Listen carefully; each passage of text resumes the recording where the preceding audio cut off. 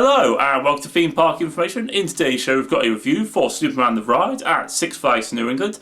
This Intamin hypercoaster opened in the year 2000 and I will be honest, I rank it really highly. It's a really fun, enjoyable ride. It's not perfect, but it's pretty damn good. I think it actually has one of the best layouts I've ever been on, right up against the water. It utilises tunnels, has great airtime, it has actually quite good theming. It generally looks really picturesque and pretty off-ride. It's really smooth, comfortable to ride. It's great in both the front row and the back row. And it just generally fits this park really well. It's aged really brilliantly. There are a few negatives, two of which are really minor and one of them is quite a major one. So this ride actually changed what type of lap bar it had around like the mid-late 2000s and so, and it means that the airtime on this ride isn't as pronounced as it once was.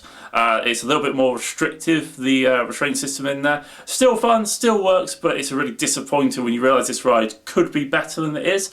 And then the other two things are actually both really small, but they're just little nitpicks because we were there on an extremely quiet day, which means they were noticed.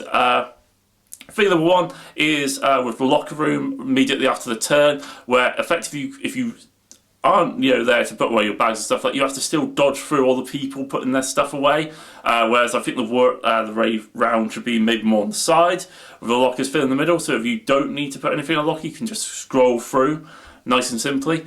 And the second one, and this is really petty, I do appreciate, but it actually really annoys me that the stairs for the station are in the middle and the queue line effectively means you have to wander around or duck under.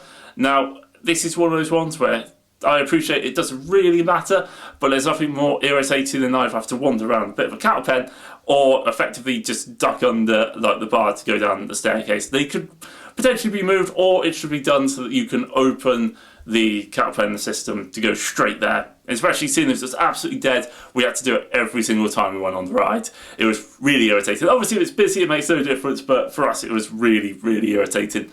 Other negatives is effectively some of the airtime, as I said, is a little bit weak because of that bar. But overall, I think this ride is fantastic. I'm not quite sure how, because it's a really long ride. It has like over like 5,000 feet of track, and it divides quite nicely. So I probably won't divide it into sections, but I'll probably give this ride like 90 out of 100. Yeah, I think that sounds pretty fair. Obviously, like, comment, and subscribe for more content, and please leave your views in the description below. Hopefully you've enjoyed the video, and I'll catch you on the next one.